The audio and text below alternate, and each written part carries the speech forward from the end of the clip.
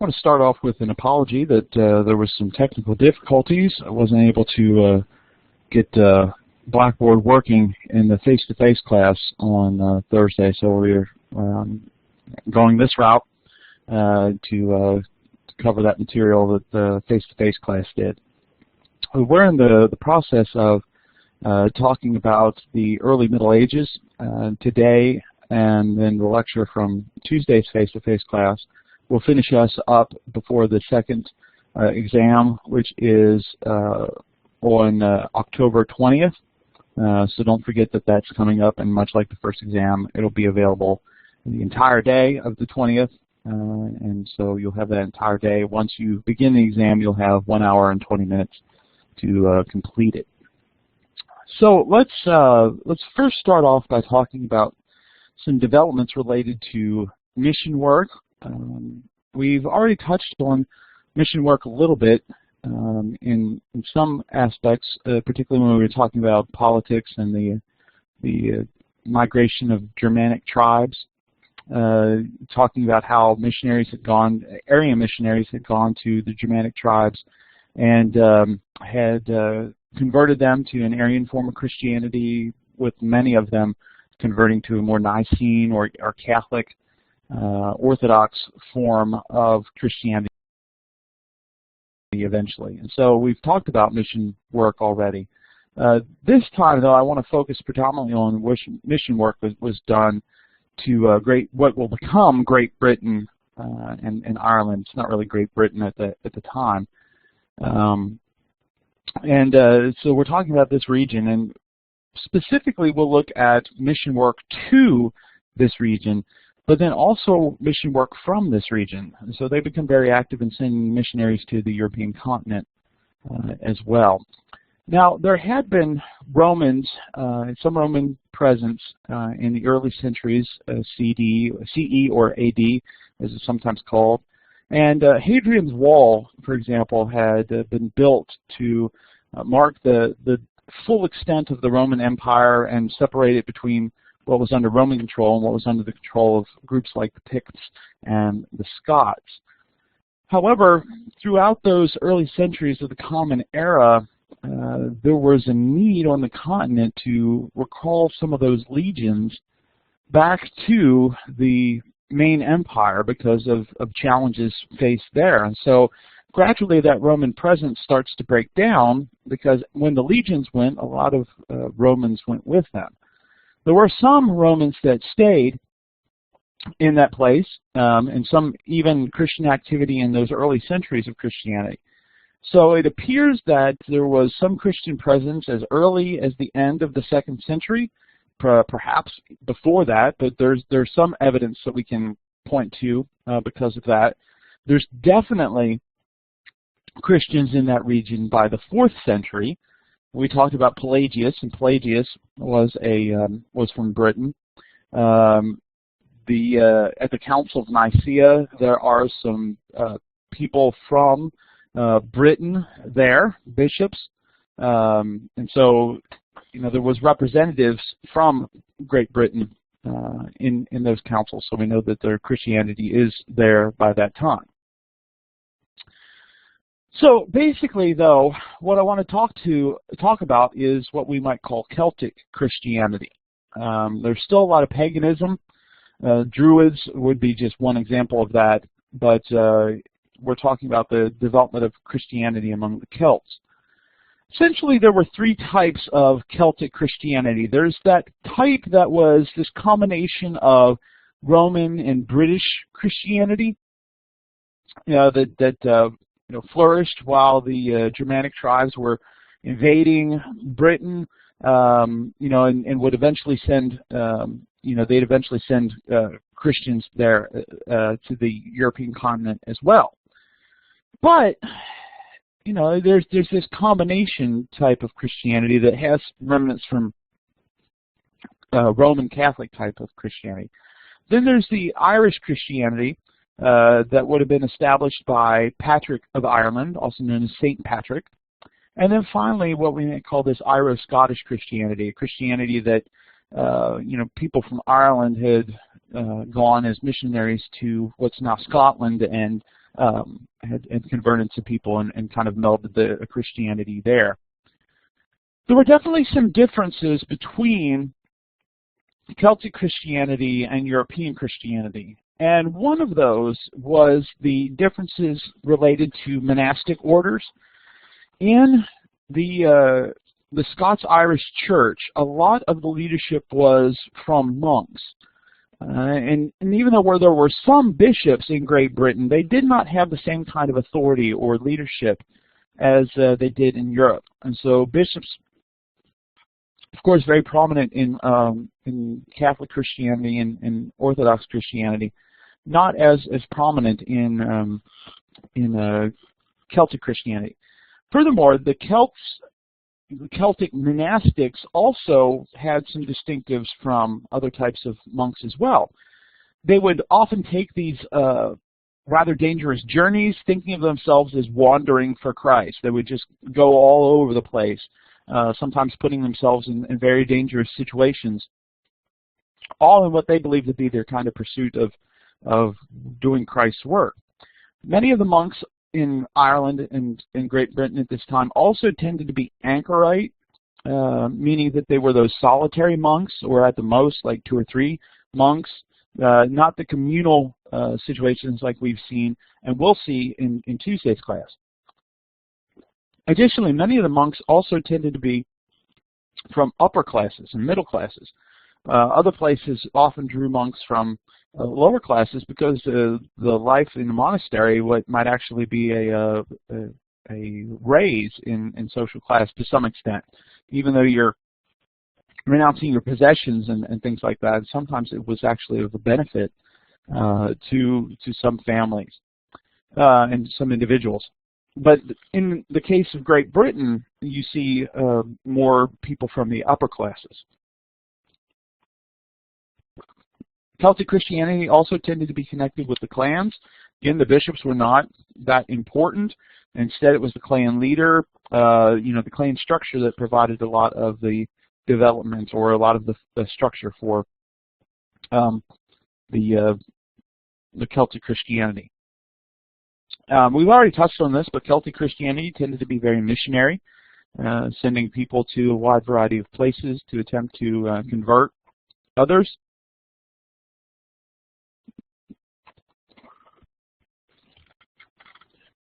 Celtic Christianity also tended to develop some things related to penance, incorporating new ideas, particularly penance, this idea of having to kind of engage in certain behaviors related to your repentance of sin. And on the continent, a lot of the focus was on a public penitence, where you either dressed certain ways or you were involved in certain actions in a very public way, and over time you would gradually be brought back into the fellowship of the church. In Ireland, there was actually the development of a private penance, and particularly private confession to a priest. And so instead of this very public expression of repentance, you could go to the priest, tell him privately what your sins were. You could,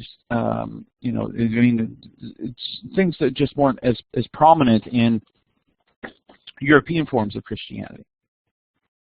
Celtic Christianity also tended to be very scholarly. There had been much emphasis in Ireland, for example, among the Druids on education.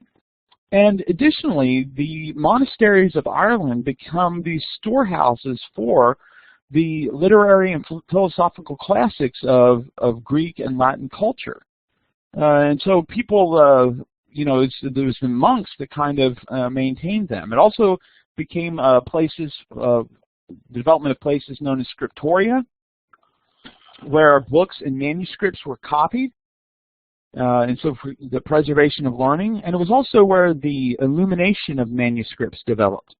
Illumination refers to those, you've probably seen them, where you have the text and then there might be a picture illustrating the text or something like that, or a decorative border. Right? So this kind of artistic approach to the text developed in Ireland especially as well. There are several individuals associated with Christianity in these regions as far as important leaders. Ferguson talks about some.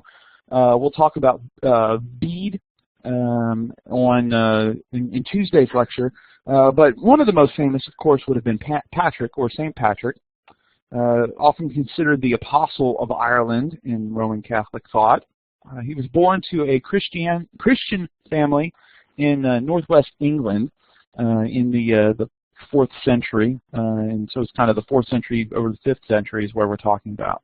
He was the son of a deacon, the grandson of a presbyter, so Christianity has been in his family for quite some time. At the age of 16, however, he is kidnapped by pirates, sold into slavery, servanthood in Ireland, to Druid worshippers, and for the next 6 years he spends his time herding pigs until he's able to escape from there. He will travel to Gaul, which is modern-day France, and there he encounters monasticism, becomes very interested in the monastic life, and will also from there return to Ireland as a missionary down the road, with the real focus of converting pagans. That's kind of his goal. And so he'll found monasteries in Ireland, become very famous, and of course there's a lot of legends that develop about Patrick related to that as well. One of the ones about he drove all the snakes out of Ireland, right? That he taught the idea of the Trinity using a shamrock, a 3-leaf clover. So a lot of things that there may have been some basis in history of that last one, but he becomes a very prominent figure in the Irish mindset. Another prominent missionary at this time is Augustine of Canterbury, not to be confused with the Augustine of Hippo, who we talked about earlier, the prominent theologian. Just happened to share the same name. He is sent by Pope Gregory, so now we're talking more the 7th century, along with 40 other monks, with their goal to be spreading Christianity. But their particular goal is to bring this Celtic Christianity, which is very kind of independent, and bring it into more alignment with Roman Christianity. And that's kind of part of Augustine's responsibility. It's also, he's also there to convert pagans as well. But, the idea is that he's going to bring some reconciliation between Britain and Europe. He converts the King of Kent. England at this time is broken into a variety of smaller kingdoms, 7 kingdoms actually. And so he converts the King of Kent, who is married to the daughter of a Frankish king. So that kind of helps, again, solidify some of the relationships there. And by making Canterbury his headquarters, that has established Canterbury as a major place in British Christianity even today. The head of the Church of England is the Archbishop of Canterbury. Well, he's not really that successful, right? So part of it, his goal is that Gregory wants him to bring Celtic Christianity in line with Roman Christianity. Pretty unsuccessful. The Celts are pretty well established in what they want to do. And paganism essentially undoes a lot of what Augustine is able to accomplish after he dies. So he's not really somebody that has any sort of long-lasting effect. But when talking about mission work in Great Britain, it's important to note that it's not just mission work from the continent to Great Britain and Ireland. Sometimes, the other way happened as well. Missionaries from the continent came to, missionaries from Great Britain came to the continent. And so during the 6th and 7th century, these missionaries traveled to places in Europe, particularly going to places that, due to the Germanic invasions, had declined in the presence of Christianity. Remember that in some of these outskirts, churches had been destroyed, paganism ran rampant, right, where Christians had once been. And so these predominantly monks from Great Britain and Ireland come to those places to try and kind of revive that. In many respects, this group is very independent of church control. They see themselves as engaging in, or going into voluntary exile from Christ. They often set up separate systems from the European bishops, leading to conflict because the bishops looked upon these people as being outside of their control, even though they were in the regions that they were leaders over. And so there was a lot of conflict between these two groups over this issue of who's going to be in control of this. Furthermore, a lot of the missionaries were very rigorous in addition to being independent, right? Wanted people to live very strict lifestyles like they had, and so that too caused some conflict. Essentially, the ministers, or the missionaries, I should say, coming from England to the continent had a couple of goals. One was to reconvert Gaul.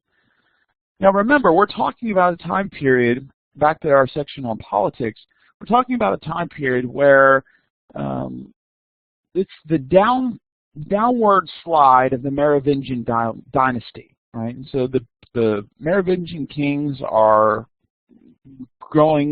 decreasing, they have decreasing power. Paganism is starting to seep in, or Arianism is starting to seep in, and so it's not as committed as it once was. And so these Irish missionaries, British missionaries, are focused on bringing Christianity, reviving Christianity in Gaul. They're also interested in bringing about reorganization of the church, kind of restructuring again, bringing it back to power, to prominence. And then also they want to work on reaching out to the pagans. Paganism at the time, in general, was very polytheistic. Pagans believed in elves and spirits, departed souls, the kind of lingering around, witches and demons. Right? So the world's very supernatural for the pagans. They're also very fearful people when it comes to the gods. The gods were consistently angry, and so the goal of religion and ritual was to appease the gods and to pacify them. You did that because you wanted the gods to be, and the spirits to be involved in things for this world. So paganism tended to be very this worldly, focused on things like fertility of crops, fertility of family, this worldly things, cursing somebody that had offended you or done something against you. They had very little emphasis on morality from religion, kind of like Roman religion, and that the focus was on the gods and pacifying the gods and not so much about ethical living. So here are these missionaries. They're coming into the continent. They're setting up these self-sufficient monastic communities, right? They're clearing the land. They're planting crops that they're going to eat off of. They're constructing buildings, right? Kind of using those as a home base. And they're coming, many of them, to stay there permanently. They see themselves as, going into exile, as I mentioned earlier, and this is what they're going to do for the rest of their life, is going to engage in mission work in Europe. Well, in trying to reach the pagans, there are a couple of things that people are trying to do. There are a couple methods that they use related to this. One is they tended to engage in teachings in a group as opposed to private one-on-one. The pagans tended to be very communal in thinking. Your tribe, your clan, that has a lot to do with your identity. Any one-on-one teaching appears to have mostly been done with kings, with other leaders in pagan society who could have an influence on other pagans. So the idea being, if we convert this person, that person is going to then bring others, just by the fact that they've converted, is going to bring others into this as well. They also attempted to learn the pagan languages and speak in the language of the pagans, as opposed to trying to teach in Latin or something like that. Most of the teaching focused on basic doctrines, things about the universe, creation, the creation of humanity, the makeup of humanity, ideas about sin. Christ is the Redeemer, right? So just a lot of focus on basics to begin with, because we're not talking about Arians, right? We're talking about the pagans. And then they also tended to emphasize the superiority of God in relationship to the gods that the pagans believed in, which, of course, depending on how you do it, could run into some problems, some challenges, right? So you kind of you could potentially work into the polytheism, as opposed to suggesting, no, your gods don't even exist. This God is the only God. And so depending on how you presented that when you talked about superiority. Finally, the missionaries often pointed to the prominence and the prosperity of a lot of Christians in various aspects of society in Europe to try and suggest to the pagans, who are, again, very this worldly, that they would be more successful, more prosperous if they had converted to Christianity rather than just staying in paganism.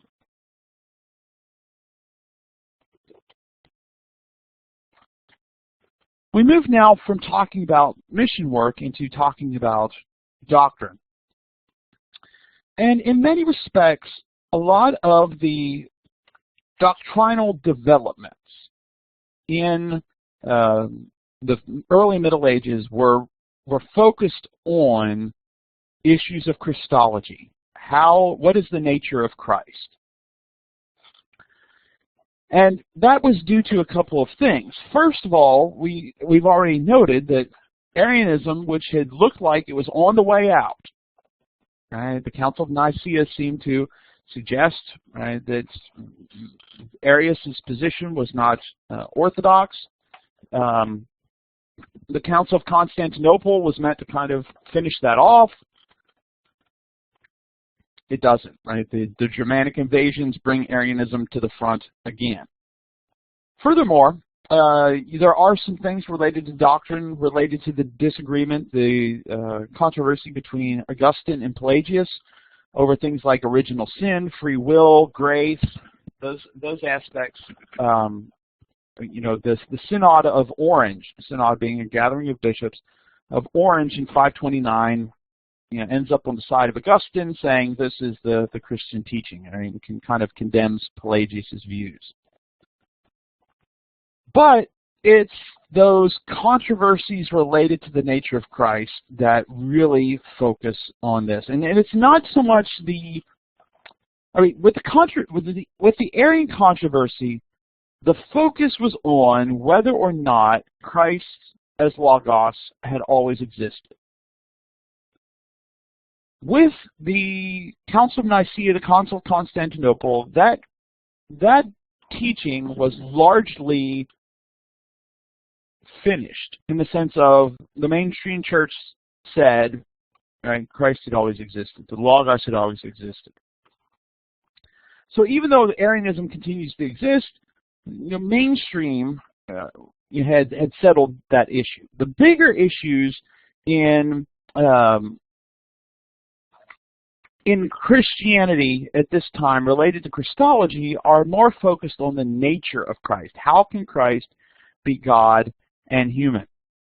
Right? And so this idea had meant to be, the Council of Constantinople is supposed to end the Arian heresy.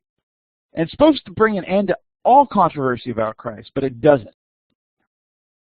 Predominantly, though, the focus is on, or not the focus, the issues predominantly develop within the eastern part of the church and not the western part of the church. And the western part of the church doesn't have as much controversy over these issues like the eastern church does.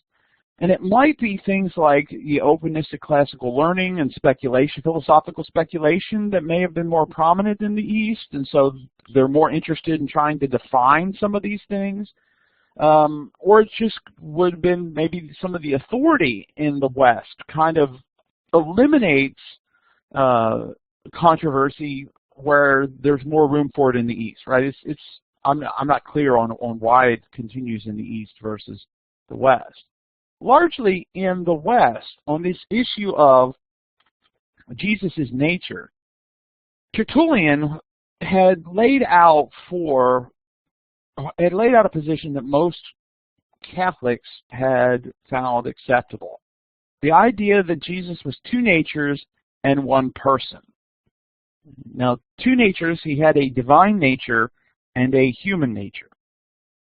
So Jesus had, well, I mean, this is the question. Does Jesus have a human soul? If he's a spirit being before becoming incarnate, does that incarnated body have a soul, or does the Logos take the place of that soul, or is there some sort of combination of the two? All right, so Tertullian argued that Jesus had two natures. He had a human nature and a divine nature, but it was one person. So the nature of Christ did not change or transform into human flesh. Essentially, for Tertullian, it's like the Logos or Christ had clothed himself with humanity. Each nature maintained its own qualities, right? Human qualities, divine qualities, but they were united. They were responsible for different things, though. The divine was the one that performed the miracles. It was the human nature that was the one that suffered. But they're part of the same person, though, right? So there's not division in the person of Jesus. Origen tried to take up this issue, and he talked about it in the terms of the Logos of the Father, the wisdom of God. Himself was enclosed within the limits of that man who appeared in Judea, is the way Origen puts it. Right? And so this idea of the Logos being enclosed or enfleshed. Now, excuse me. For Origen, don't forget, he's got this view of pre-existent souls that are then connected with bodies. So, in Origen's view, there was this human soul that did not fall into sin when all the other human souls fell into sin, and the Logos and this human soul become connected to each other. Right? And so there's this connection between these two that is then embodied through birth.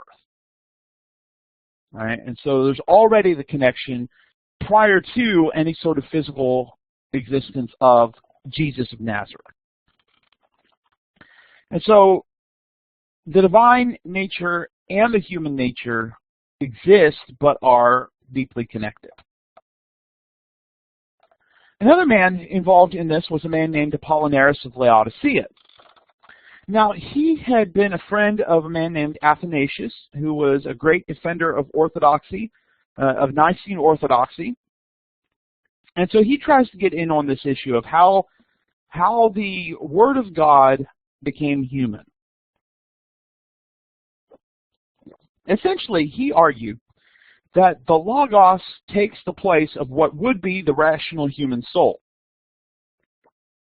And so Jesus of Nazareth did not have a human soul, nor did he have a human intellect. He only had a divine one. And so, Apollinaris said, if a perfect God were united with a perfect man, then there would be two sons, one by nature the Son of God, and the other by adoption. Right? And so if there's God, and then there's a human being who has a human soul, then we're actually talking about two persons, right? Even though they're kind of united together. One is God, and one is a human who would then have to be adopted as God. Right? And of course, this is in face of the rejection of the heresies related to adoptionism, that Jesus, the human being, was adopted as divine. Right? So Apollinaris is trying to solve this problem. So the Logos, for him, takes the place of the human soul, the human mind. But if he has a human mind, says Apollinaris, then it's always going to be in conflict with the Logos, right? Because the human will doesn't always will what God wills. Right? We don't always do what God wants us to do, let alone think about this in the context of Jesus. So there is one nature and one person, says Apollinaris, not two natures. But on the other hand, if he only has one nature, nature here in the kind of the spiritual sense, is this truly a human being? Right? If he doesn't have a human nature, right? He has a human body, but he doesn't have a human nature, then how can he truly be fully human? Well, as we go into the 4th century, into the 5th century, this thinking of Christology essentially breaks down into two schools of thought, centered on the cities of Alexandria and the cities of Antioch.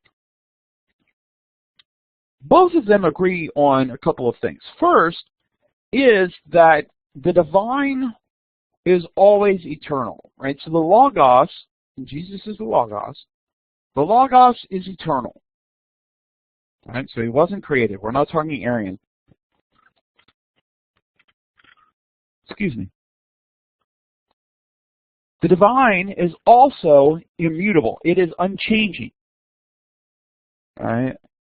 The difference then becomes, so how does this unchanging divine become a consistently changing human? Right? Because we're growing, we're developing, right? We're things grow and change and other things, right? Even our skin is constantly developing, right? And so the skin that we have now is not exactly the skin we were born with. Right? The cells have continued to develop, continue to replicate. So how do you take what is unchanging and connect it to what is constantly changing? In the city of Alexandria, a lot of the influence here comes from philosophy, the philosophical schools. There is some Jewish influence here, of course, from philosophical Judaism, like Philo of Alexandria, that you probably have seen in the Ferguson textbook. But this is also the place where Origen and Clement are also, doing their work with philosophical Christianity. The Alexandrians tended to be more contemplative in their thought, and that's more like kind of meditation, those kind of things were encouraged. And also there's the allegorical method, right? And so all of this kind of fits in with the Alexandrian form here. Because of these things, often they tended to emphasize Jesus' divine nature. And Jesus is a divine teacher. And to understand who Jesus is and what Jesus did for the Alexandrians, you need to understand the divine. Now, often this focus on divine by the Alexandrians tended to minimize the human. Right? And so you're not emphasizing as much that Jesus is fully human.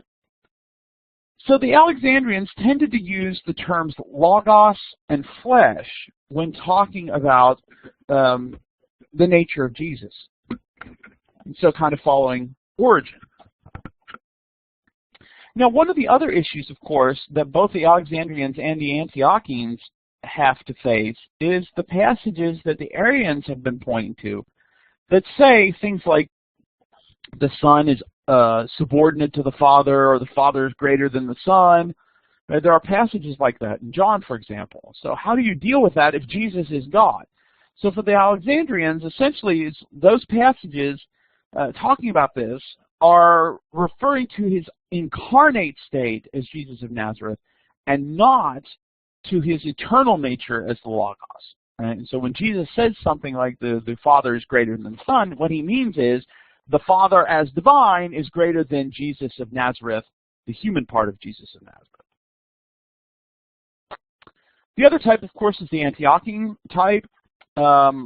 It is shaped more by Palestinian Judaism, so not as much of this kind of philosophical speculation and meditation. Instead, the Antiochians tended to be more focused on critical and rational inquiry, in process and those kind of things. Furthermore, they tended to look at Scripture not as allegory, not as symbolic, like the Alexandrian, or not as allegory in the sense of you look past the literal meaning. They tended to be typological, which is also a symbolic version. But essentially for the Antiochians, they believed in the historicity of the events of what we call the Old Testament, but there is a fulfillment aspect that these events pointed towards that is fulfilled in the events of Christ. Right? So believing the events surrounding Passover happened, but it's the death of Jesus, it's the Lord's Supper, that is the fulfillment of this type. Right? So God gives this kind of symbol that's pointing to the fulfillment in the life of Jesus. Instead of using the Logos flesh and focusing on Jesus as divine, the Antiochians tended to focus on Jesus as human and talk about him in his human nature. So using the word human dichotomy as opposed to Logos flesh. Essentially for them, in order to save humanity, Jesus must be fully human. So however he is divine, and they certainly believe he's divine, he has to be fully human as well. And so they kind of reject Apollinaris. They hold on to the belief that Jesus must have a human soul. Gregory of Nazianzus, for example, one of the Cappadocians, says that Jesus only saves what he joined to his humanity. If he does not have a human soul, he cannot save a human soul. Right? So this idea of if Christ is going to redeem us in some aspect, right, our fleshly bodies, then he has to have a fleshly body. If he's going to redeem our minds, he must have a human mind. Right? That divine redemption isn't enough. There must be that redemption of what is human. This wasn't the only event. Out of this Antiochian school, a man named Theodore of Mopsuestia kind of takes some of those ideas and then goes a little bit further in ways that a lot of people will later go on to reject. So if Jesus is word human, Jesus must have this complete independent human nature. And since human nature is marked by sins, Jesus must have struggled with sin. He grew, he learned all the things that human beings did.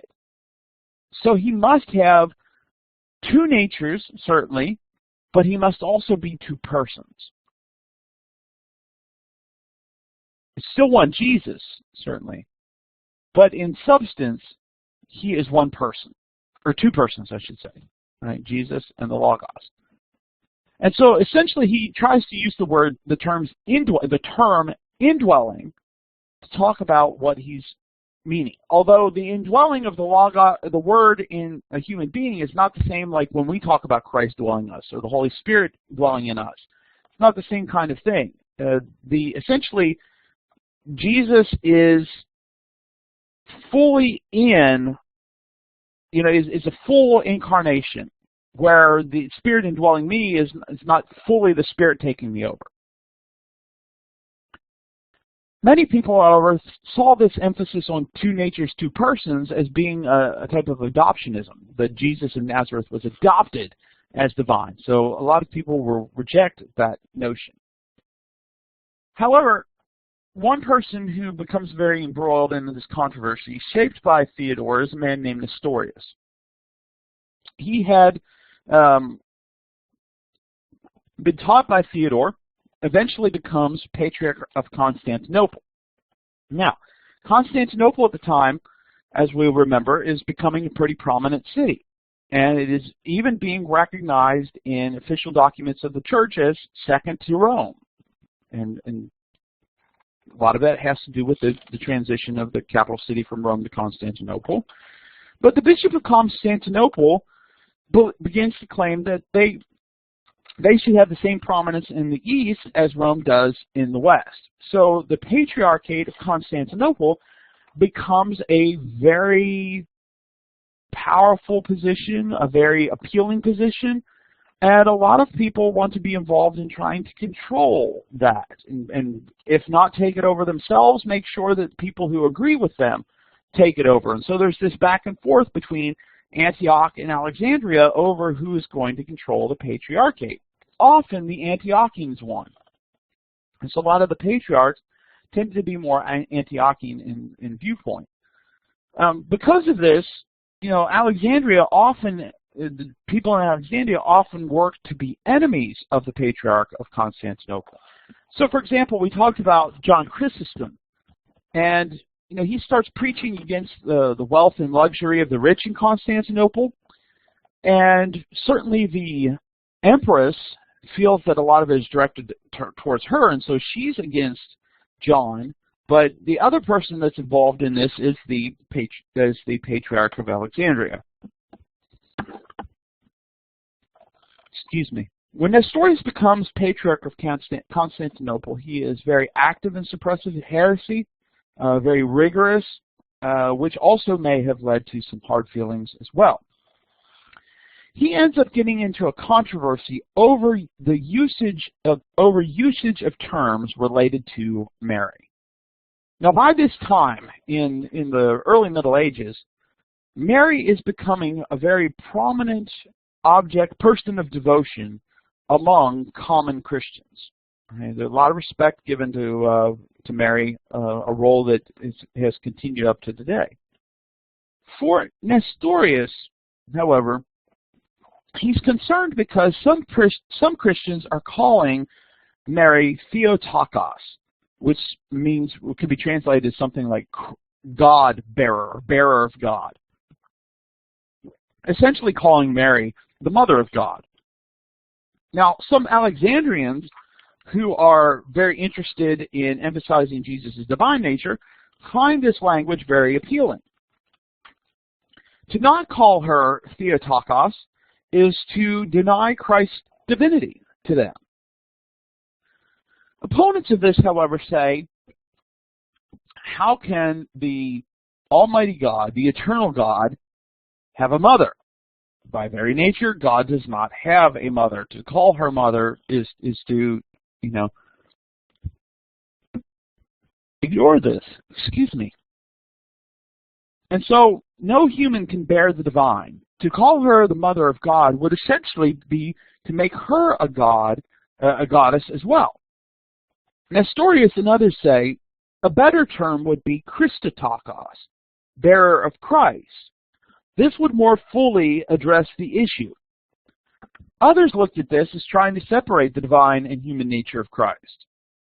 But the claim would be Mary bore a human being who's the vehicle of divinity, not God. Right? No deity can be carried for 9 months. Well, this kind of allows opposition to Nestorius to develop, because here are a lot of people who are, really interested in Mary, really devoted to Mary, and now he's saying some negative things about Mary. So, opposition continues to develop.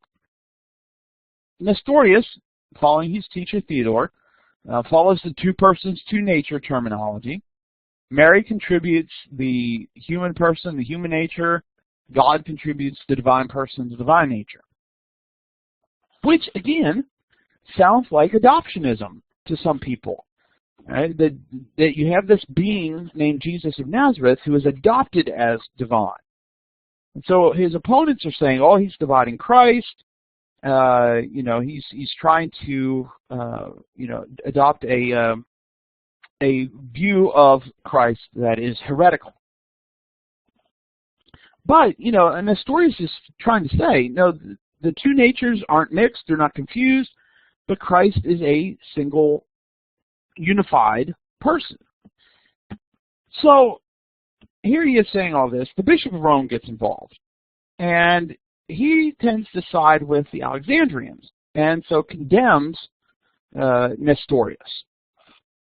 Eventually, however, the controversy will lead to the call of a council to address the issue. So the emperors Valentinian III and Theodosius II call for a council at the city of Ephesus that is going to take up this issue and resolve it. Now, when the council is called, Nestorius' supporters, people that supported his view, are delayed, and they don't arrive. So the council waits for 2 weeks and eventually decides to, we're just going to go ahead. And it convenes under the leadership of a man named Cyril, who is the patriarch of Alexandria, right? So here again, the Alexandrians are trying to depose a Antiochian supportive bishop. Cyril and the council will claim Nestorius' view is heretical. He is to be removed from being patriarch. He is to be excommunicated or kicked out of the church. So much so that Nestorius doesn't even really get the chance to defend himself. Shortly after this, the Nestorian party will arrive. They'll hear about what had happened, and so they decide they're going to create their own council. So the Council of Ephesus had about 140 bishops present at it. This rival council only has about 40 bishops, so 150 to 40. Well, the rival council decides they're going to declare Cyril a heretic and excommunicate Cyril of Alexandria and restore Nestorius to the Patriarchate of Constantinople. Cyril calls his council back together, and they condemn all of the new people that were a part of the rival council. So finally, the emperor, Theodosius II, gets involved and arrests Cyril. He arrests the leader of the rival council and essentially declares any decisions made by these two councils to be void. All right, they don't have to be followed. But you need to get together and figure this out. So the two groups begin to negotiate together. They come to an agreement that would lead to Nestorius being exiled. All right, so he's going to be removed from being Patriarch of Constantinople. He's going to have to leave the city. And there is going to be a creed that is drawn up. The creed is very much a compromise. It uses the two nature language on the one side, and uses the word Theotokos on the other side. And essentially, in all of this, Nestorius is thrown under the bus. His Antiochian friends abandon him. They're willing to allow for his deposing for unity to be maintained in the church. Modern scholars today, looking at some of Nestorius's, some of this information related to Nestorius, wonder if he actually believed some of the things that he has claimed to have believed, and that maybe people were ascribing to him some things that he didn't necessarily believe. He does, however, have a few followers, and so as he is kind of exiled into Syria, he continues to work and to teach, and there are still some churches today in the Middle East that are Nestorian in theological bent. Certainly not a lot comparatively to other groups, but it's still a type of Christianity that continues, and in fact, in some places, because of the presence of Muslims, Nestorian Christianity is the oldest type of Christianity that is around, and that's predominantly what the type of Christianity is in some of these places. This doesn't solve the issue, and there continues to be tension and debate over it. The next major issue is due to the work of a man named Eutychus. Eutychus was a monk in Constantinople, and so he kind of goes the exact opposite way, saying Jesus didn't fully share our humanity. In fact, his divinity absorbed the humanity, the human nature, right? And so Jesus only has one nature, what's sometimes referred to as a monophysite approach. And so you have the development of this group of people that believe there's just this one nature, the divine nature. Well, Flavian, who is the Patriarch of Constantinople at this time, he's an Antiochian as well, and essentially believes that this is Docetism, a heresy we talked about toward the 1st century where Jesus only appeared to be human. Well, this is what he believes Eutychus is saying, is that Jesus' humanity was an appearance. And so he condemns Eutychus. Well, the Patriarch of Constantinople, Patriarch of Alexandria, to no one's surprise, I'm sure, supports Eutychus, okay, because he's emphasizing his divinity, and if the Patriarch of Constantinople is against him, then it must be for him. Well, in the midst of all this, Leo, the Bishop of Rome, Leo the Great, who we talked about the other day, he gets involved in this and tries to find a way to create a compromise view that would be somewhere between the Antiochian position and the Alexandrian position. So he tries to argue that the person of Jesus is identical with the person of the Word, or the Logos. The divine and the human coexist in natures, but they are not mixed or confused. And the natures exist or act separately, but always in concert. So the Word deals with things that belong to it, the human deals with the things that belong to it, and ultimately Jesus doesn't have a split personality. So this is what he tries to support. Not everybody, however, agrees to this. Dioscorus, the Patriarch of Alexandria, he calls for another council, also to be held at Ephesus, this one 18 years after the last one. And, ostensibly it's to try and solve this issue. Well, supporters of Leo, who have come from the West, they've come to present the views of the bishop, and they're not allowed to really speak, not allowed to present his views. Flavian, the Patriarch of Constantinople, is attacked during all of this, and by the bodyguards, essentially, of Dioscorus, and he will die a few days after his attack. This second council of Ephesus will advance the two natures view, and anyone who supports the Antiochian position, whether you're bishop, whether you're patriarch, is to be removed or deposed. Leo hears about this. He's very upset about how it plays out and calls it a robber's synod, right? That they're stealing this synod. Theodosius sides with the Patriarch of Constantinople. There are claims that it was due to the Alexandrians essentially bribing him with gold. And perhaps this might have had a greater influence had not Theodosius, a short time after this, fall off his horse and break his neck.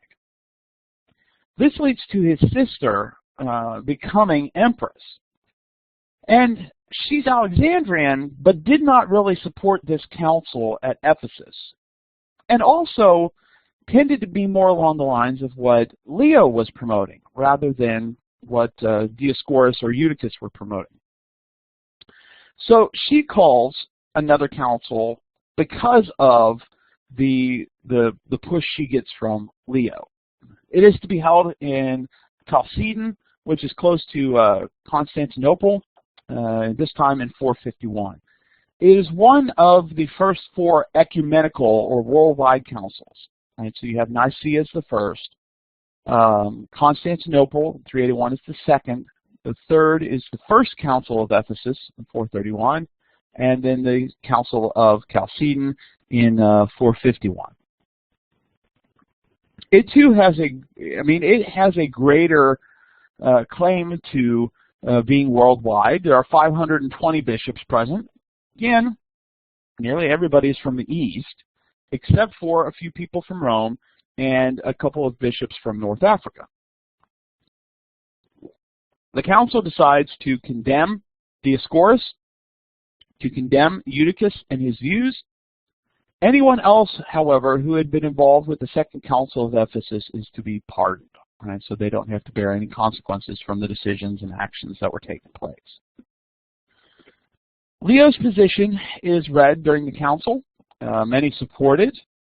Some even to the point of saying the Pope, or it's not the Pope, some say Peter speaks with Leo, right? That what Leo has had to say is what Peter would have said. Right? That's the apostolic position. Ultimately, Chalcedon reaffirms the language of Tertullian, two natures, one person. And at the end of the council, the decision is made to draw up a definition of faith rather than a new creed. The goal of this is to simply clarify what had been said before. Now, I want to read you a little bit a part of this definition of faith. Not all of it, this is just one section. So following the saintly fathers, we all with one voice teach the confession of one and the same Son, our Lord Jesus Christ, the same perfect in divinity and perfect in humanity, the same truly God and truly man, of a rational soul, that means a reasoning soul, an intellectual soul, a human soul, and a body, consubstantial with the Father as regards his divinity, and the same consubstantial with us as regards his humanity, like us in all respects except for sin, begotten before the ages from the Father as regards his divinity, and in the last days the same for us and for our salvation from Mary, the Virgin God-bearer as regards his humanity. One and the same Christ, Son, Lord, only begotten, acknowledged in two natures which undergo no confusion, no change, no division, no separation. At no point was the difference between the natures taken away through the union, but rather the property of both natures is preserved and comes together into a single person and a single subsistent being. He is not parted or divided into persons, but is one and the same, only begotten God, Word, Lord Jesus Christ, just as the prophets from the beginning taught from the beginning about him, and as the Lord Jesus Christ himself instructed us, and as the creed of the fathers handed it down to us. And so there's a couple things in there, right? Jesus is perfect in his divinity, but also perfect in his humanity. He's truly God. He's truly human. He's got a rational soul, meaning a human soul. He's got a human body. But his divine substance is the same as the substance of the Father, but he's also of substance with human beings, right? So God gave the divine part, Mary gave the human part. Mary is, for their view, the bearer of God, right? She carried God in her body. Other things that came out of Chalcedon included the affirming of the authority of the Bishop of Rome, right? So another part of that, development of the papacy. But while Leo would have liked it to have been based on the idea of apostolic succession, which would have solidified his position, it was a recognition based on the location of Rome, right? So you're in Rome, and so the city of Rome used to be the capital of the empire, and so that gives you some authority. There were some people that rejected Chalcedon and the definition of faith that comes out of it, but even Nestorius, for example, appears to have been mostly pleased with it. Others of his followers, however, aren't. And so it doesn't really end this discussion. In fact, we'll pick up on Tuesday and talk more about some of this, some last controversies related to this in the Middle Ages before we move on to practice. And so we'll go ahead and end there for today.